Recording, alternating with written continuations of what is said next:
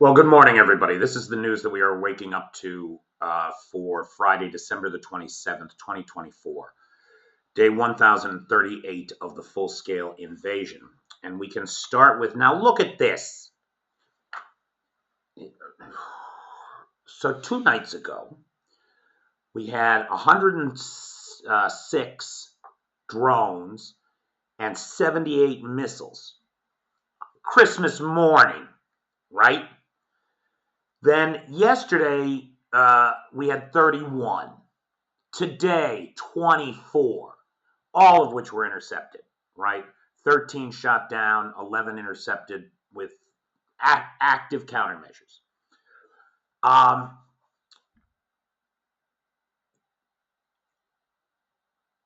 I said, and I have said repeatedly, that to me this smacks of a supply issue.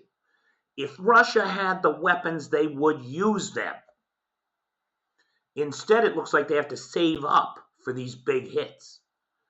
Now, again, I want to remind everybody that that is strictly my opinion.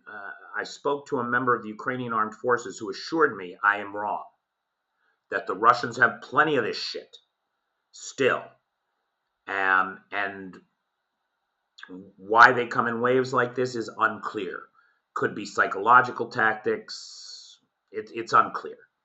But again, according to my buddy in the Ukrainian Armed Forces, the Russians have plenty of these. I don't believe it. I do not believe it. The Russians are hanging on by their bleeding fingernails at this point. That's where we're at. Now, the world is starting to wake up.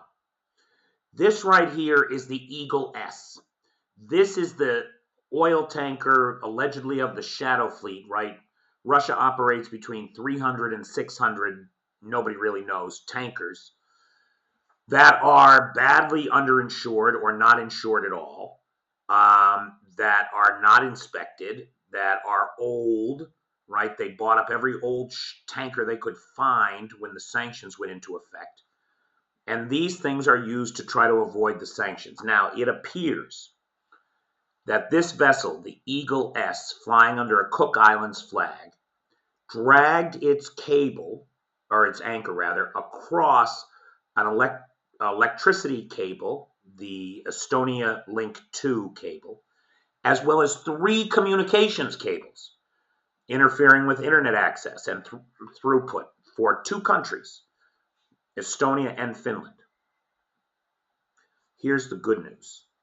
Oh, and by the way, marine tracking data shows this ship to be directly over the cables at the time of the disruption. If it walks like a duck and it quacks like a duck, it's probably a fucking duck. Now, the Finns, for their part, are not making the mistake that was made with the Yang P, right? The Yang P is the one that cut the cables, the 2 cables between, I think it was Sweden and Lithuania and Denmark and Germany, I want to say, something like that. But the Yang P cut 2 communications cables a couple weeks ago. That ship was surrounded at sea, kind of blockaded in by the coast guards and police of several nations. And it was held there while there was a lot of talk with the Chinese about what to do with this ship, yada, yada. That did not happen in this case. 2 Finnish Coast Guard helicopters boarded this vessel, directed it into port in Finland, and it is in custody of the Finns. This is what we have to start doing, is responding to these stupid acts of sabotage, these low-level acts of sabotage, directly. Because whether or not the people of Estonia have electricity right now in the middle of winter matters. It matters.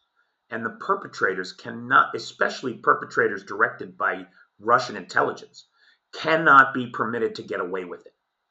So it was good news to me that this vessel had been boarded, it had been seized, and the crew is being questioned. That's the right direction to be moving in. Now, as far as the Azerbaijan flight goes, everybody is saying the same thing. The Azeris and U.S. intelligence are saying that the Russians shot it down. Now, when we look at what happened, plane is a commercial flight from Baku to Grozny, from the Azeri capital to the Chechen capital. It starts experiencing problems. And now get this, the Russians won't let it land anywhere. There's at least 2 other airports nearby where it could have landed. Instead, they redirect it over the Caspian Sea and tell it to go land in Kazakhstan, about 300 miles, a little over 400 kilometers away. Why would they do that to a plane in distress? And the thinking is that Russia wanted to erase all evidence that they had shot it down, even though the damage is remarkably similar to what we saw in the Malaysian 17 strike over Ukraine. What was that, 10 years ago or so? Now, what evidence do we have to this? Well, there's the fact that they wouldn't let the plane land, which means, by the way, that probably nobody had to die in this case. If the Russians just had the maturity to face up to the fact that they made a mistake, right? You got an air alert, you got drones incoming. Everybody understands that mistakes get made. You should have closed the airports and redirected the traffic to someplace not under an air alert. That might have been a thing to do. But no, you let the commercial traffic keep flying. You end up, because this plane's communication was disabled because of electronic warfare targeting the drones, nobody can talk to the plane. We don't know what it is. It gets shot out of the sky. And if they had just let it land somewhere in Russia, it's likely that everybody would have lived. Instead, they sent it out over the Black Sea for everybody to die and to erase the evidence of their involvement. This is obscene. Absolutely obscene. The worst kind of decision-making that there is. Now, to give you some idea of why I believe all of that to be true, there is this post on Telegram. Now, this was shared by a channel that I follow. This is a translation from the Russian that was shared. And the guy who shared it only refers to the Russian as Pigface. And I texted him asking him, who's Pigface? Like, where did you get this from? And I haven't gotten an answer back yet, so I can't say who the original source is. But the person who published it, I trust them. Anyway, this is what this guy has to say. The situation now is as follows. Azerbaijan's plane crashed in Kazakhstan. That is, the flight recorders are in the hands of Kazakhstan, as is the entire plane with passengers of different nationalities. That is, Azerbaijan and Kazakhstan will be investigating the catastrophe. They may ask us to provide some materials. Okay. So far, it turns out they are to blame for everything. Really. That they are to blame for everything. No. Well, first, of course, the Ukrainians, and then them. And then the translation here it makes it difficult to understand what he's saying, I think. I think it's a problem with the translation. Anyway. But what it appears is that everybody is concerned that the evidence that the Russians shot it down is now in Kazakhstan and not under their control. That's what's clearly being asserted here. And it goes to the point that these people are not competent and cannot be trusted. That you would not let that plane land and save those 38 people's lives because you don't want the world to know you shot it down. It is an abnegation of all of the fraternal bonds that our species holds so sacred. It's that kind of a betrayal.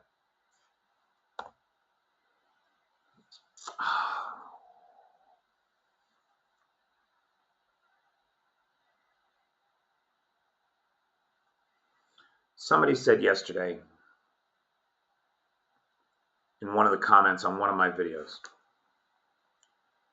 I don't think we in the West will ever understand the Russian or North Korean worldview. And we won't. We can't. It's so alien to us. And this is what I mean.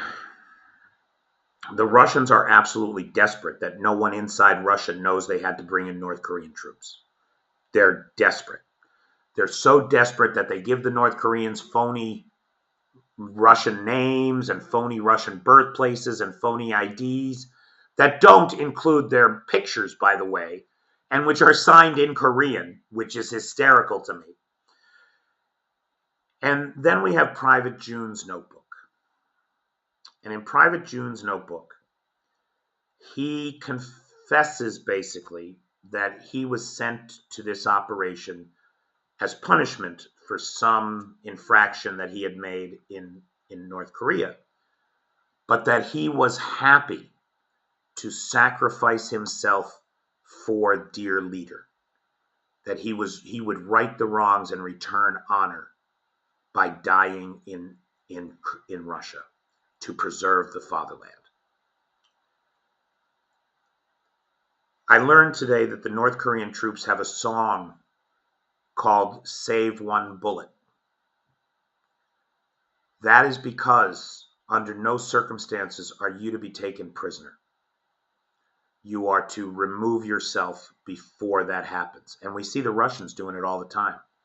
There are so many videos on Telegram of Russian soldiers where they're targeted by a drone.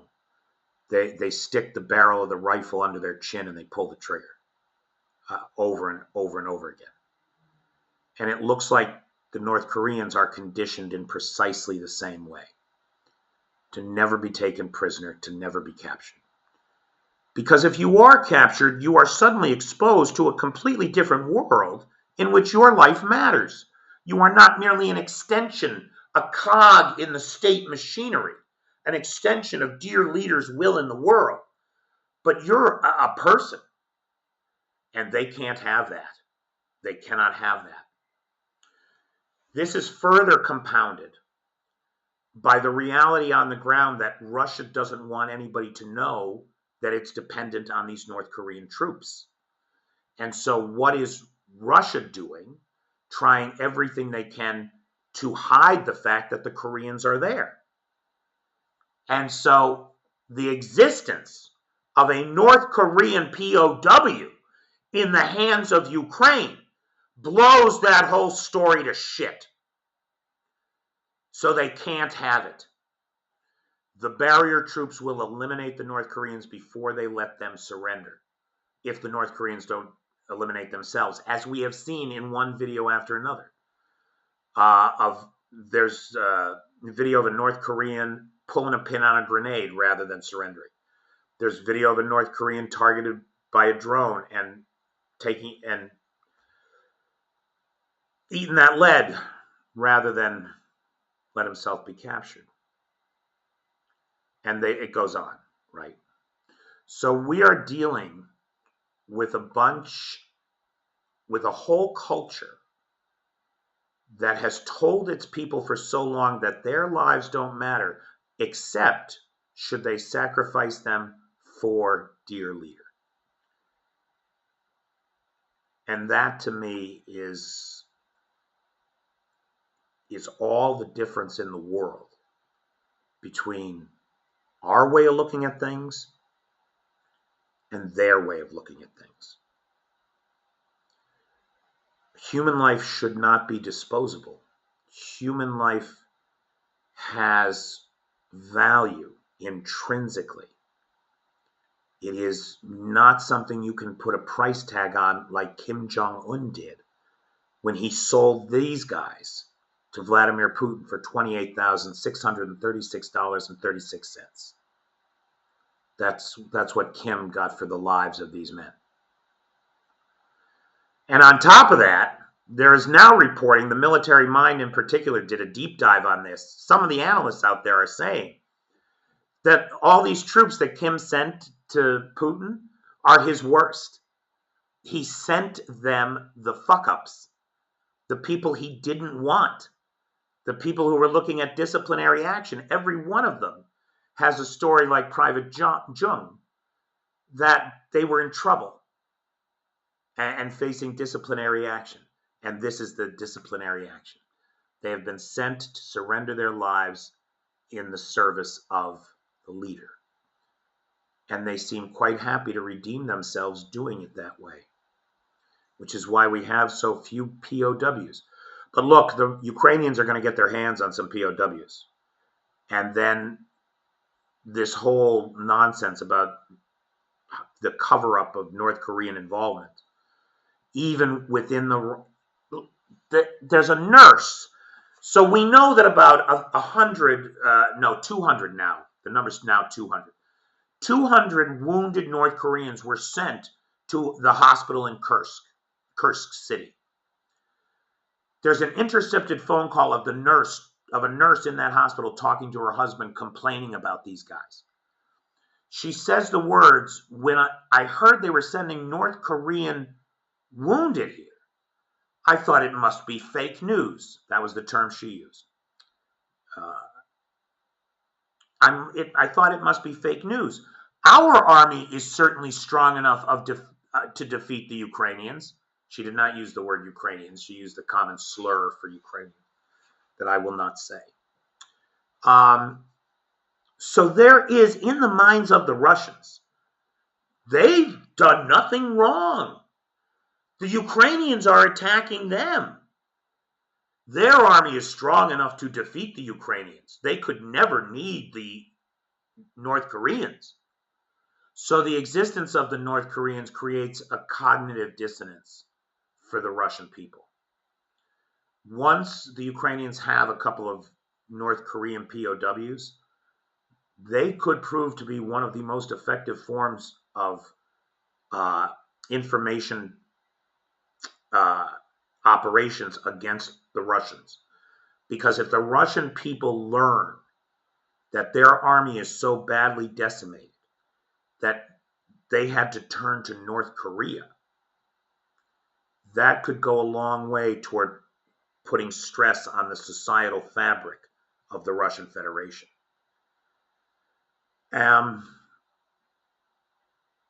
Further to this point, if they find out that Kim Jong-un played them for fools and sent them the worst of the worst, that'll put stress on the relationship with North Korea. Because now what we have is a situation where Ukraine, all by itself, admittedly with Western support, but the actual fighting is being done by the Ukrainians. So Ukraine all by itself is facing a multi-country attack. Weapons from Iran, troops from North Korea, weapons from North Korea. We might soon have troops from Iran when they sign that bilateral security agreement on January 19th. They are fighting this multinational war. And it's like the whole world just keeps talking about the Russo-Ukrainian war. This is not the Russo-Ukrainian war. This is the first war of the global age. And it is fundamentally a struggle between those cultures whose ideas of what humanity and government are have been consigned to the trash bin of history and removed from the marketplace of ideas because we know their failures. And yet here they are trying to force those ideas onto the neighbors and trying to insert those ideas through undercover means, right, through propaganda and disinformation campaigns in the United States. And doing a good job of it, I'll tell you. The American people have been suckered into hating who they are and their own success because of these outmoded, outdated, regressive ideas.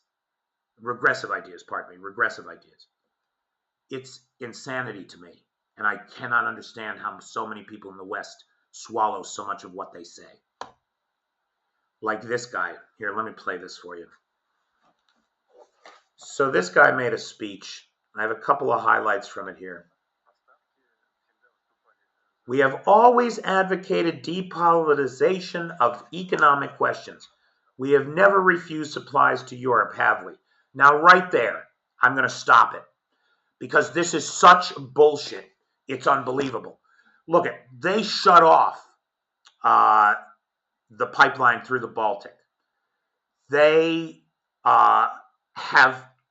threatened and then executed on that threat by cutting off the gas from the Nord Stream 1 to Europe, threatened Europe with freezing. They said, if you interfere with Ukraine, I will cut off your fuel and you will freeze in your beds. So this notion, Putin's entire subversion of Angela Merkel and the building of the Nord Stream pipeline was entirely for the purposes of being able to hold Europe hostage for its cheap gas. And it does my heart good to see the Europeans say, we'll find another way. You keep your shitty gas. And we're going to support the Ukrainians in their fight against you. Europe is finding the courage of its convictions. Now, if the United States could too, that would be nice, since we're supposed to be the ones that have it. Let's see. He goes on here. I said 1,000 times. I can repeat. Poland closed the transit zone. Now he's talking about something that did happen, right, in Poland, right? But regardless, the idea that he has depoliticized energy is bullshit. He uses it as a lever of blackmail, just like he does food and food insecurity. Now, he went on here to talk about Robert Fico, who's the Prime Minister of Slovakia. Slovakia is about to lose access to its cheap Russian gas because Ukraine is about to close the pipeline that it transits through. Everybody knew that this was coming for 3 years. Everybody else, Czech Republic, Austria, Moldova, they all have competent leadership that made the changes necessary to ensure the energy security of their own countries. It's only the ass-kissing bootlickers in Hungary and Slovakia, the incompetence of the far right, that didn't do anything. And so they're about to lose their gas now when that expires when the contract expires on the 1st of the year. So Fico makes a trip to the Kremlin, begs Putin to figure out the gas problem for him, and offers to act as a mediation platform for peace talks. And here Putin is saying we are not opposed if it comes to that, because as long as the Ukrainians are in Kursk, there's not going to be any talks of any kind. You can be sure of that. Why not, since Slovakia takes such a neutral position? Now, my friends, I have said repeatedly that in this world that we are living in today, you cannot be neutral in this conflict. Nobody can look at this conflict and be neutral. Not when it is so clear-cut. We have not had a conflict with this much moral clarity since World War II, in my opinion. And this idea of a neutral position is nonsense. Nobody can stay neutral with the threat that Russia poses to the world.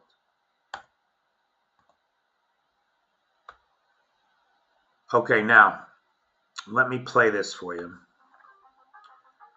What you're looking at here is a HIMARS strike on a command center, a command post, in which were eliminated the battalion commander of the 135th Motorized Rifle Regiment, the deputy chief of staff, deputy chief of staff for the reconnaissance division, the intelligence division of the 135th Motorized Rifle Brigade, the commander of the anti-aircraft battery of the 4th Guards base of the armed forces of the Russian Federation. These are high-ranking officers with critical job roles that were recently eliminated in Russia. I'm sorry, inside the occupied territories of Ukraine. And so I just wanted to play that for you. It's a good strike, and it goes to the point, I think, that the Ukrainians continue to do everything they can to limit Russia's ability to prosecute the war, while at the same time, Russia does everything it can to terrorize its own people and the Ukrainian people. They literally don't know how to fight a war. If they didn't have so many resources to squander, or if we in the West had had the courage of our convictions and given the Ukrainians what they needed earlier on, this thing would have been done. And there'd be a lot more Ukrainians alive. And it breaks my heart that that's not the situation we're in. Okay. Guys, that's the news that we're waking up to for Friday, December the 27th, 2024, day 1038 of Vladimir Putin's war of aggression against the people of Ukraine. I'm Peter Alexievich, and I'll see you tonight in the live. Thanks.